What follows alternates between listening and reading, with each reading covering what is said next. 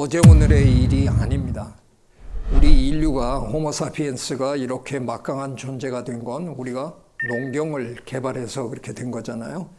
25만 년, 30만 년 전에 우리가 태어났다 그래도 불과 한 10,000년여 전까지는 우리 진짜 별 볼 일 없는 지저분한 하찮은 영장류 한 종이었거든요.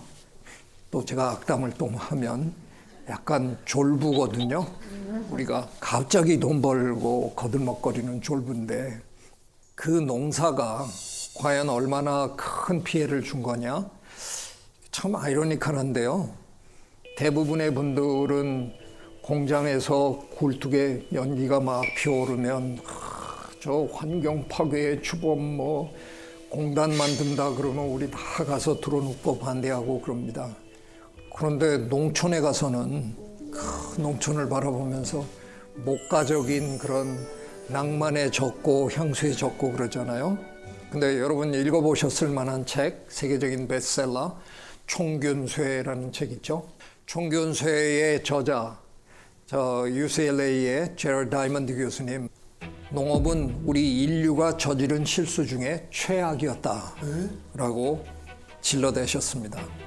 그 후속처럼 쓴 책이 문명의 붕괴, 영어로는 collapse라는 책이었는데요. 그 책이 나왔을 때 우리 어느 언론사가 절더러 LA에 가서 그분을 인터뷰해달라. 그래서 저 평소에 너무 뵙고 싶은 분이라서 갑니다. 그리고 이제 가서 뵀는데 직격 질문을 제가 해봤습니다. 농경 포기해야 됩니까? 선생님이 농업이 우리 인류 역사의 최대의 실수라 그러니까 실수를 바로잡으려면 우리 농사 그만둬야 되지 않습니까? 당황하시더라고요. 아니 그렇다고 해서 내가 갑자기 농사 짓지 말라 그럴 수는 없을 것 같긴 한데 그래도 내가 잘못은 지적해야 되는 거 아니냐. 네, 농업만큼 생물 다양성 파괴의 주범이 없다는 거죠. 우리 농사 어떻게 지어요? 들판에 나가서 갈아엎잖아요, 일단. 그러면 거기에 있는 식물 다양성을 완벽하게 제거하는 거잖아요. 0으로 만듭니다. 그리고 우리가 원하는 식물 하나로 쫙 심는 거죠. 지구의 최대 지주가 누군지 아십니까? 벼, 보리, 밀, 옥수수. 얘네들이 지금 지구 최대 지주예요. 지네가 무슨 재주로 우리가 예전에 길러주기 전에는 저 들판에 말없이 피고 지던 잡초였어요. 그런데 우리가 길러주는 바람에 지금 지구에서 가장 큰 지주가 돼서 떵떵거리고 있습니다. 그러는 와중에 사라진 식물들이 어마어마하게 많다는 거죠. 우리가 농경을 하면서 생물 다양성을 엄청나게 줄였는데 최근에 아주 심각한 문제가 하나 또 등장했습니다. 오늘 제가 제일 많이 얘기하는 단어가 심각한 문제. 네, 꿀벌이 사라지고 있다. 다 듣고 계시죠? 2006년에 미국 플로리다에서 시작된 거거든요.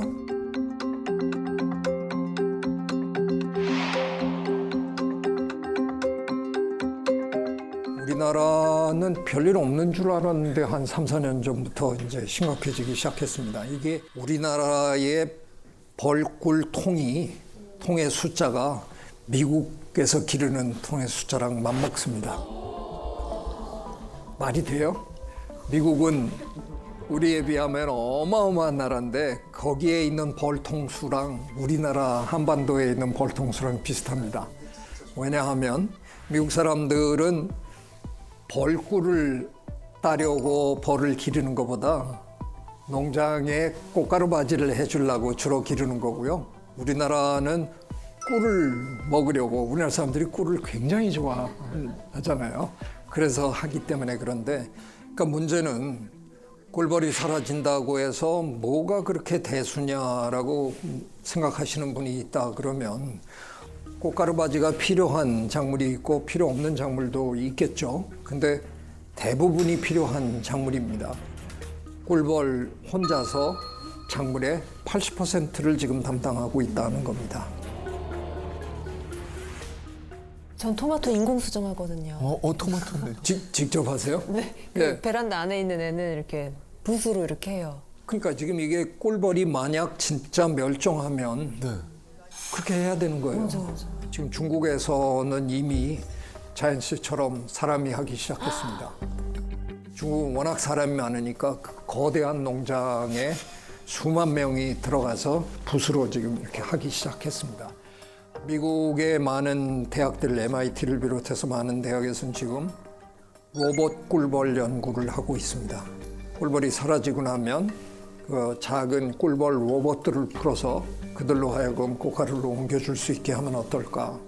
꿀벌 문제가 심각해지니까 미국은 지난 몇십 년 동안 정말 천문학적 예산을 투자해서 이 문제를 과학적으로 연구했습니다.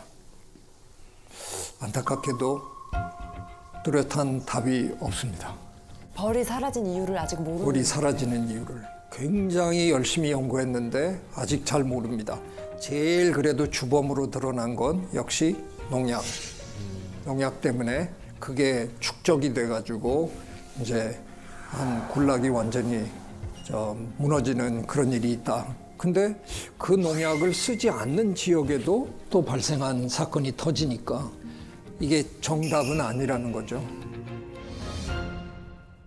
저는 약간은 경제학적으로 문제를 한번 풀어볼까 해서 혹시 꿀벌의 사회에서 어느 순간에 경제성, 타당성이 사라지면서 그냥 이거 해봐야 우리 손해인데 그러고 사라지는 게 아닐까.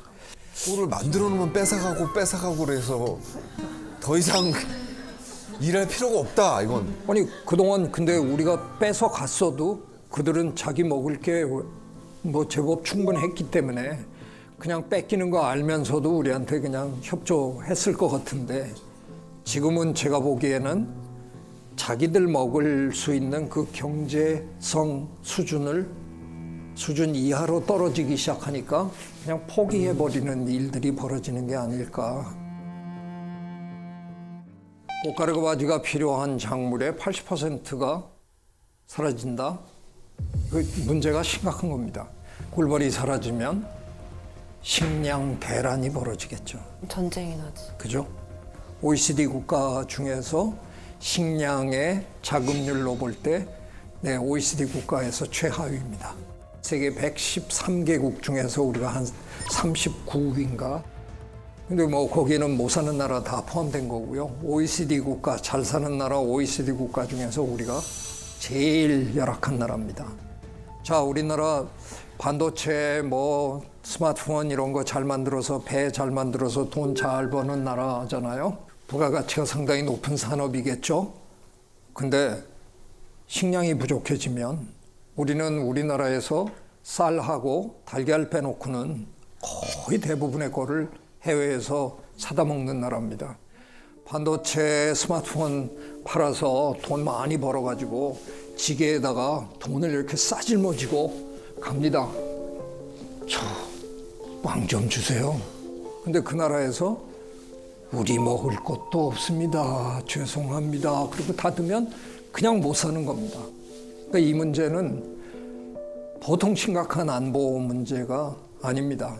식량 위기가 심각해지면 이거는 인류 생존의 문제랑 직결되는 겁니다. 식량 대란은 차원이 다른 재앙입니다. 생물 다양성의 감소의 배후에 기후변화가 있다라고 여러 차례 말씀드렸습니다.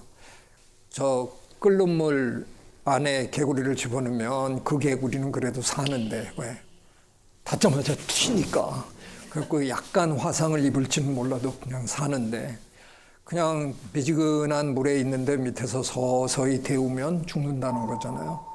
기후변화가 딱 그런 현상이에요. 지금 우리가 뭐 2도 이런 얘기 하지만 그게 갑자기 어느 날 2도가 팍 오르는 게 아니잖아요. 그냥 야금야금 오르다 보니까 우린 못 느낍니다.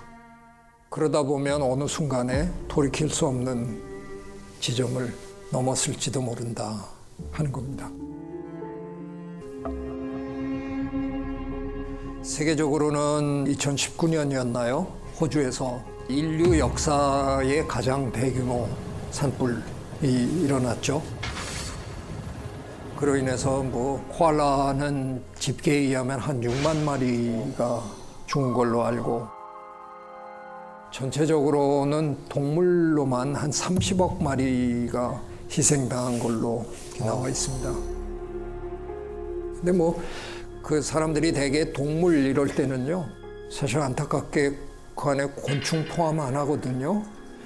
지렁이 포함 안 하거든요. 박테리아 포함 안 시키거든요. 그 토양에 있던 그 많은 미생물들 아마 상당히 사라졌을 텐데. 그리고 우리나라는 금년 초에 우리 경북에서 어마어마한 산불 겪었잖아요. 근데 우리나라는 앞으로 산불로 상당히 피해가 커질 것 같은 공산입니다. 왜냐하면 우리는 조림을 한 나라잖아요.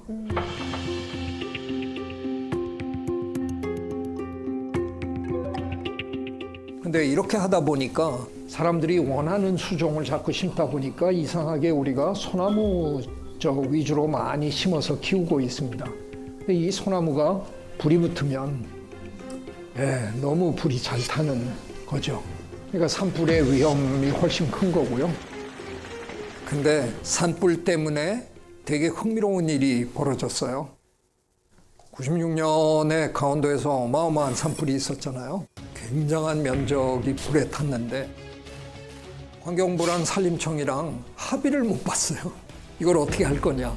산림청과 환경부가 산림을 대하는 태도가 아주 다릅니다. 산림청은 산에 있는 나무 이런 거를 재원으로 보는 거고요.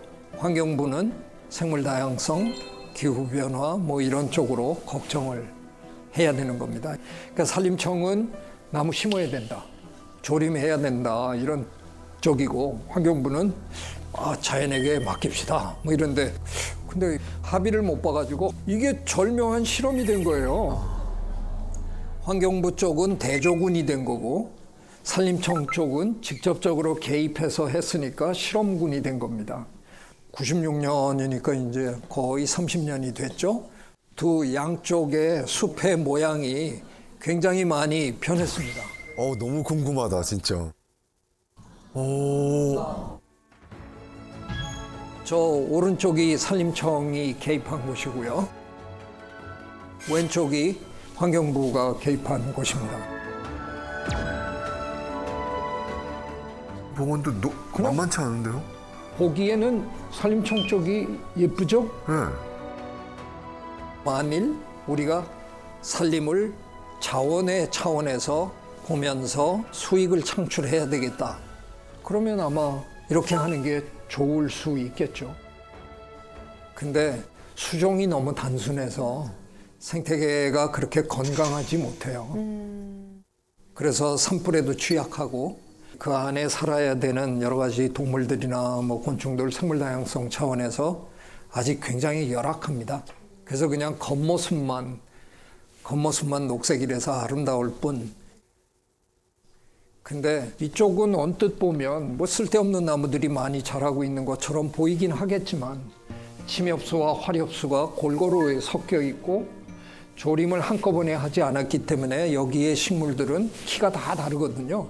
큰 나무가 있는가 하면 아래 작은 나무도 있고, 그러다 보니까 곤충들이 여기는 많이 들어와서 살 수 있고 다른 작은 동물들도 있고, 그러니까 생물 다양성 차원에서는 이쪽이 탁월합니다. 산불이 나도 침엽수가 절대적으로 많은 게 아니기 때문에 화렵수가 어느 정도는 산불을 제어해 줄 수 있는 여러 가지 그런 요소도 있고, 그래서 우리가 뭘 원하느냐에 따라서 사실은 다른 정책을 할 수가 있는 건데요. 적어도 이제 우리가 이런 일들을 지금 몇십 년 동안 했잖아요. 이제는 조금은 생물 다양성 차원에서 우리 산림 관리를 할 때가 된 게 아닌가, 저는 이제 그런 생각을 합니다.